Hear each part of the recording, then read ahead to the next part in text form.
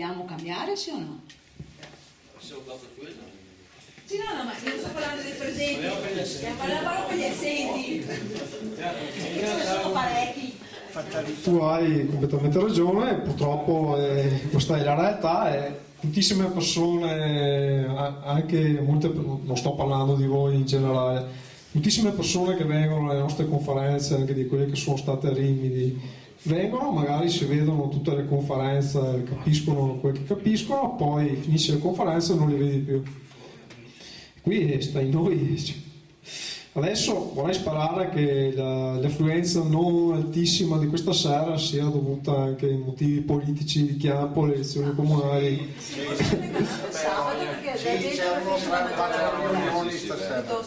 E c'hanno anche altre riunioni qui. Speriamo in un maggiore successo ad Arzignano, magari venite anche là che faremo a breve. Non fatela di sabato perché altrimenti la gente preferisce la mangiare. Meglio in settimana. Penso che tu hai ragione, vero? No, perché è questione di priorità. È questione di priorità, anche questa è una gran presa di coscienza delle cose. Non che non sia bellissimo andare a mangiarsi la pizza, ma ci sono delle cose a volte che bisogna dare delle priorità.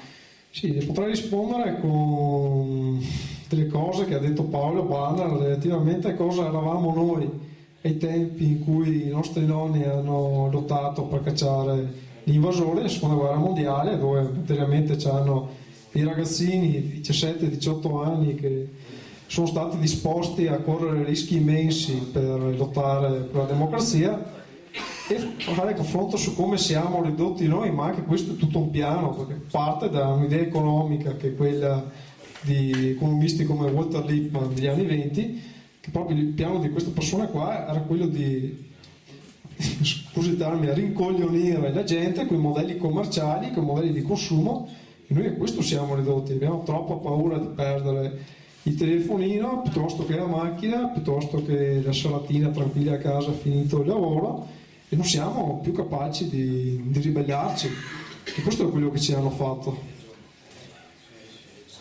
E quando le cose peggioreranno probabilmente diventeremo più rabbiosi, non lo so, è da sparare che non si deve arrivare a quei livelli lì. Io ho paura che sia un progetto anche quello. Sì.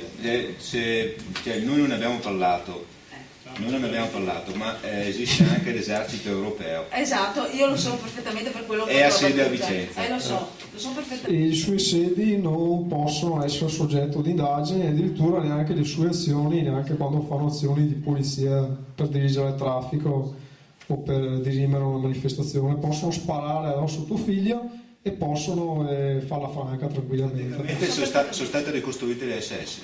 Esatto. Questo è il dato di fatto. Molto peggio forse. Sì. Esattamente, sì, perché sono state ricostruite in modo subdolo.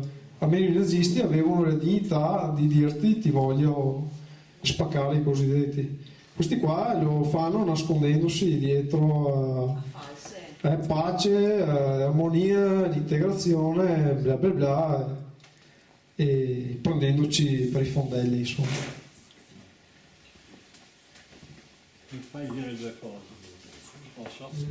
Sì, facciamo prima lui e poi... Sì.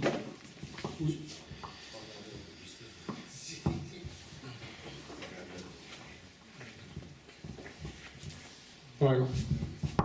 Sono un attivista, sono il papà di Marco. Anch'io sono un attivista convinto di queste teorie dell'MMT. E la domanda che faceva la signora è fondamentale. Quando la gente comincerà a preoccuparsi di queste situazioni? Dentro di me faccio due ipotesi. Una infausta. Secondo me la gente comincerà a reagire quando tocca il fondo, per rimbalzo.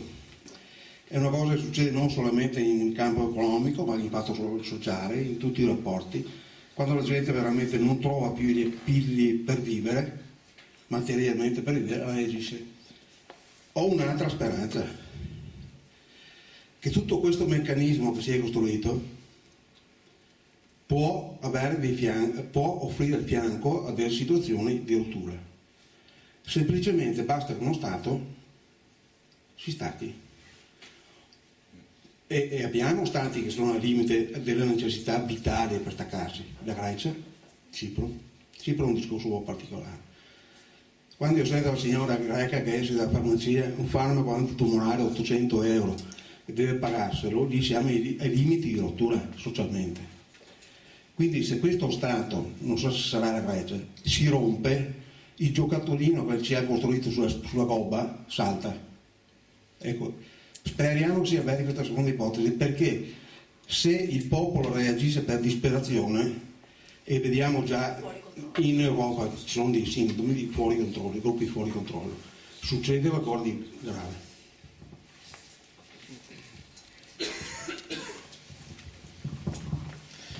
Grazie. Sì, sono d'accordo e purtroppo le prospettive attualmente sono queste. In Grecia c'è una situazione veramente drammatica dove succedono cose inenarrabili e probabilmente lì succederanno i primi grossi casini, le prime cose molto molto drammatiche a livello sociale, di rivolte sociali molto probabilmente. Prego.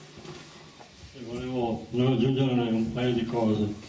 Quando tu hai detto che la gente siamo pochi, eccetera, eccetera, questo mi fa capire quanto sono riusciti a lavare il cervello alla gente.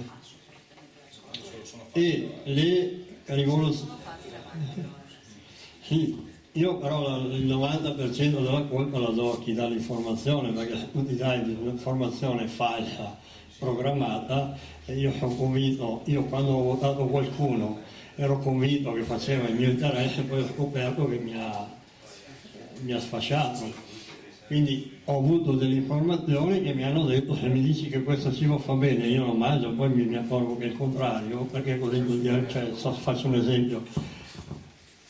E faccio questo ragionamento semplice: se noi guardiamo la storia, quando la gente è diventata cosciente e consapevole, si è unita, e alla fine la rivoluzione gli ha fatto riprendere i loro diritti. Qual è la strategia che stanno usando? C'è una semplice vignetta che io ho visto su Facebook, le 3D. Allora, distrarre con il grande fratello, calcio, calcetto, quello che vuoi, disinformare, perché hanno in mano la comunicazione che dovrebbe darmi l'informazione esatta, in realtà mi dà l'informazione che fanno bene a loro per fregarli. Poi ti dividono con 1000 partite di calcio, 100 partiti politici. E questo è il loro potere. Cioè, perché ci hanno fregati? Perché ci hanno divisi.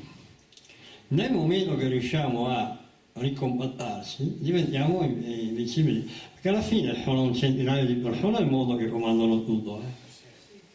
Contro 4 miliardi, poi 2 li fanno, poi c'è un altro discorso, hanno fatto apposta che ci siano le zone che muoiono di fame e quelle ricche, cioè tutto un meccanismo. Volevo aggiungere solo questo, poi intanto mi rimette qualcosa, ma comunque io voglio ringraziare Marco di nuovo, se avete qualche altra domanda, e Luciano che per la serata, non so se avete qualche altra domanda. Qualche altra domanda, se no chiuderei. Dimmi voi.